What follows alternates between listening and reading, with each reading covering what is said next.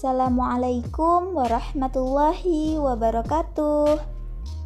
Apa kabar semuanya? Sebelum memasuki pembelajaran, mari kita buka dengan lafaz basmalah. Bismillahirrahmanirrahim.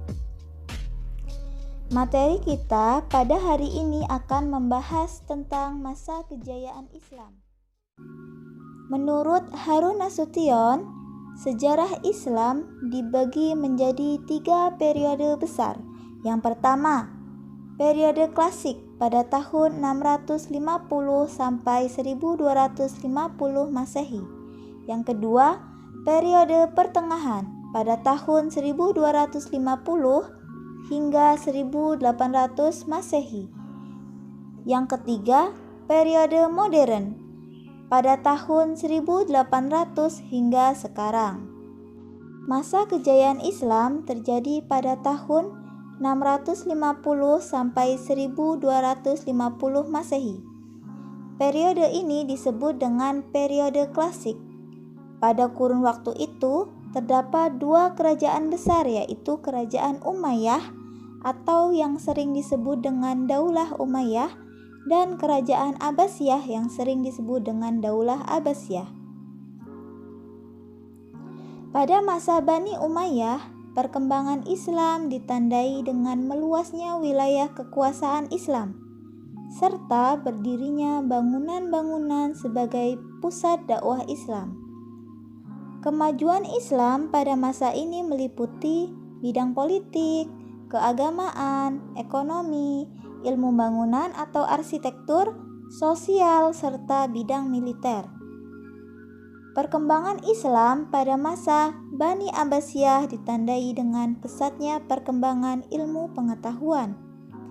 Kemajuan Islam pada masa ini meliputi bidang ilmu pengetahuan, ekonomi, ilmu bangunan atau arsitektur, sosial, serta bidang militer. Kemajuan Islam pada masa Bani Umayyah atau Bani Abbasiyah tidak terjadi secara tiba-tiba, akan tetapi disebabkan oleh faktor internal serta faktor eksternal.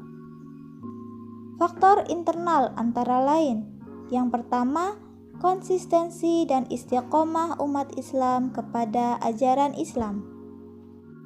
Yang kedua, ajaran Islam yang mendorong umatnya untuk maju.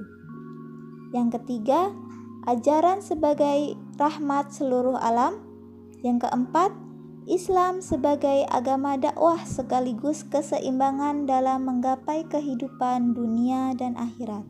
Faktor eksternal antara lain yang pertama, terjadinya asimilasi antara bangsa Arab dan bangsa-bangsa lain yang lebih dahulu mengalami perkembangan dalam ilmu pengetahuan. Yang kedua, gerakan terjemahan pada masa periode klasik. Selain faktor tersebut, kejayaan Islam disebabkan oleh adanya gerakan ilmiah atau etos keilmuan dari para ulamanya yang pada periode klasik tersebut antara lain yang pertama, melaksanakan ajaran Al-Quran secara maksimal. Yang kedua, melaksanakan isi hadis. Yang ketiga, mengembangkan ilmu agama dengan berijtihad. Yang keempat, ulama yang berdiri sendiri serta menolak untuk menjadi pegawai pemerintahan. Tokoh-tokoh pada masa kejayaan Islam yang pertama dalam bidang ilmu filsafat, yaitu Al-Kindi, Al-Farabi, Ibnu Majah, Ibnu Tufail, Ibnu Sina, Al-Ghazali, Ibnu Rus. Yang kedua, dalam bidang kedokteran, Jabir bin Hayyan, Hurain bin Ishaq, Tabi bin Qura, Ar-Razi atau Razes. Baiklah, cukup sekian materi pada pagi hari ini. Ibu akhiri, wassalamualaikum warahmatullahi wabarakatuh.